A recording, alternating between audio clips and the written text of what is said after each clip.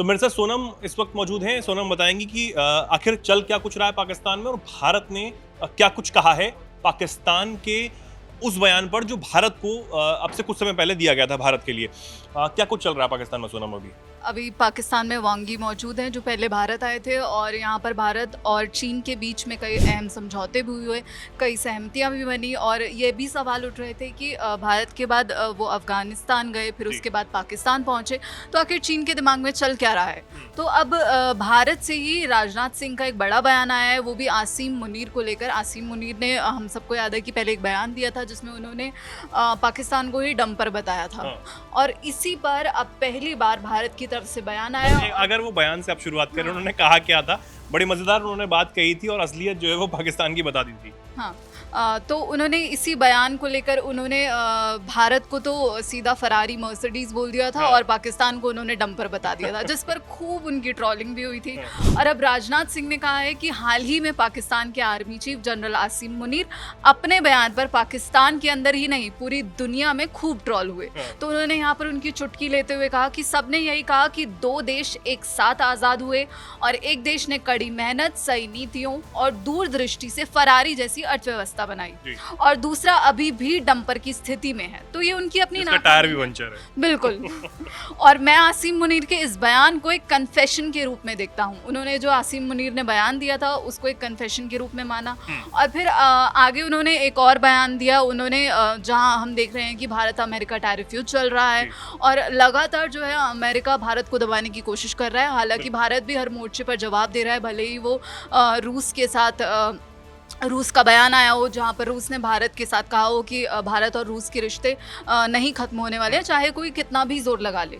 तो उन्होंने अब माना जा रहा है कि उन्होंने इसी चीज़ को लेकर एक बयान दिया है और उन्होंने कहा कि आज जब बहुत सारे देश ग्लोबल सप्लाई चेन डिस्ट्रप्शन से काफ़ी प्रभावित हो रहे हैं तो भारत ग्लोबल सप्लाई चेन्स को मजबूत कर सकता है। उन्होंने कहा कि मैं सभी विदेशी कंपनियों और निवेशकों से अपील करना चाहूँगा कि वो भारत के जीवंत रक्षा निर्माण परिस्थितिकी तंत्र यानी India's vibrant defence manufacturing ecosystem में आकर निवेश करें, इन्वेस्ट करें और हम आपको सभी आवश्यक मंजूरियां प्रदान करेंगे और आपको सहयोग भी देंगे। और हमारा मेक इन इंडिया सिर्फ भारत तक सीमित नहीं है, जब आप भारत में निर्माण करेंगे तो आप दुनिया के लिए निर्माण करेंगे।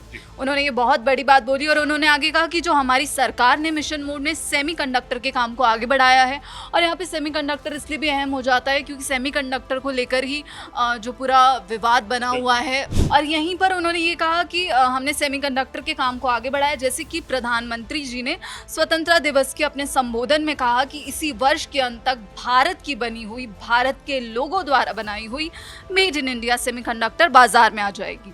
उन्होंने कहा कि प्रसिद्ध अर्थशास्त्री जगदीश भगवती जी ने हाल ही में कहा था कि पहले विश्व बैंक भारत को बताता था कि उसे क्या करना है, लेकिन अब जो है भारत विश्व बैंक को बताता है कि आखिर उसे क्या करना है।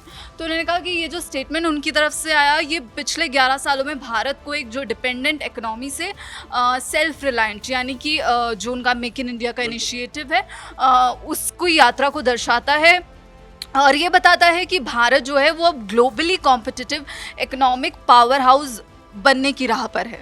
और इसी के साथ उन्होंने ये भी कहा कि हमें स्वीकार करना होगा कि जो ग्लोबल ऑर्डर है, जहाँ कुछ देशों को बहुत सारी चीज़ें दी जा रही हैं, बहुत ही अनप्रेसिडेंटेड प्रॉस्पेरिटी दी जा रही है, वहीं विश्व की एक बड़ी आबादी को केवल इनइक्वालिटी, इनसिक्योरिटी और अनसर्टेनिटी भी दी गई है। और यही बताया जा रहा है कि जो भारत के साथ लगातार ट्रंप एक तरह का इनक्वालिटी वाला बिहेवियर कर रहे हैं, वो चीन पर टैरिफ नहीं लगा रहे क्योंकि उनका रीज़न है कि भाई भारत जो है रूस से तेल खरीद रहा है तो मैं उन पर टैरिफ लगाऊंगा। लेकिन वहीं सवाल ये भी उठ रहा है कि आखिर भारत और चीन को अलग अलग नज़रिए से क्यों देख रहे हैं, क्योंकि चीन सबसे बड़ा बिगेस्ट बायर है रशियन ऑयल का, तो फिर चीन पर टैरिफ क्यों नहीं लग रहे। तो उनका ये बयान जो राजनाथ सिंह ने दिया है वो इसे लेकर भी देखा जा रहा है। तो वहीं आज जब पीएम मोदी बिहार के गया पहुँचे तो उन्होंने भी पाकिस्तान को एक बड़ा संदेश दिया।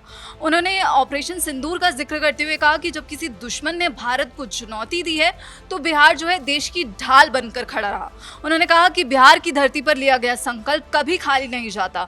जब पहलगाम में आतंकी हमला हुआ, हमारे निर्दोष नागरिकों को धर्म पूछकर मारा गया, तो मैंने इसी बिहार की धरती से आतंकवादियों को मिट्टी में मिलाने की बात कही थी और आज पूरी दुनिया देख रही है कि बिहार की धरती से लिया गया वो संकल्प पूरा हो चुका है। आगे वो कहते हैं, प्रधानमंत्री मोदी ने सीधा सीधा पाकिस्तान को चेतावनी दी और पाकिस्तान को एक संदेश देते हुए कहा कि पाकिस्तान की जो एक भी मिसाइल है वो हमें नुकसान नहीं पहुंचा पाई। और हमने देखा कि ऑपरेशन सिंदूर ने भारत की रक्षा नीति की नई लकीर खींच दी है। भारत में आतंकवादी भेजकर हमले कराकर कोई भी बच नहीं पाएगा। आतंकवादी चाहे पाताल में ही क्यों ना छुप जाए, भारत की मिसाइलें उन्हें दफन करके रहेंगी। बिल्कुल, पाताल में ही अगर आतंकवादी क्यों ना छुप जाए तो वहां पर भी जो भारत में बनी हुई मिसाइलें हैं वो उन्हें ठोक डालेंगी। ये प्रधानमंत्री की चेतावनी समझिए, धमकी समझिए या पाकिस्तान कुछ भी समझे, सच्चाई यही है। और जिस तरीके से प्रधानमंत्री ने अपने अंदाज में जवाब देने का काम किया, इससे पहले विदेश मंत्रालय भी जवाब देता रहा है। रक्षा मंत्री राजनाथ सिंह ने तो पूरी तरीके से असीम मुनीर की खिल्ली ही उड़ा दी और बताया कि असीम मुनीर ने जो डंपर और मर्सिडीज वाली बात कही थी वो बिल्कुल सच है। हम भी उससे वास्ता रखते हैं कि पाकिस्तान वो ऐसा एक डंपर है जो बिल्कुल खटारा हो चुका है, चारों टायर उसके घिस चुके हैं और वो किसी काम का भी नहीं है। मर्सिडीज भारत को बताया था तो भारत की अर्थव्यवस्था आज कहाँ है, पाकिस्तान उसके बराबर भी खड़े होने की सोच नहीं सकता, यही सच है। तो ये एक तरीके से आईना दिखाने का काम जो है वो नेताओं की तरफ से यहाँ पर किया गया, भारत की तरफ से यहाँ पर किया गया है। पाकिस्तान की सोच कुछ भी हो, वो कोई भी मायने नहीं रखती, लेकिन वो अपने आतंकवाद को अगर नहीं छोड़ता है तो वो भारत के निशाने पर तो रहेगा ही। उसके आतंकी भारत के निशाने पर 24 घंटे रहने वाले हैं। ये बात पाकिस्तान अपने दिलो दिमाग में बिठा ले तो ही अच्छा होगा। सोनम, बहुत बहुत शुक्रिया आपका हमारे जुड़ने के लिए। हमारे दर्शक अब इस पर क्या सोचते हैं, क्या कुछ कहना चाहते हैं, आप जरूर कमेंट सेक्शन में अपनी बात रखें और ऐसे ही जुड़े रहें, देखते रहें दैनिक जागरण। नमस्कार।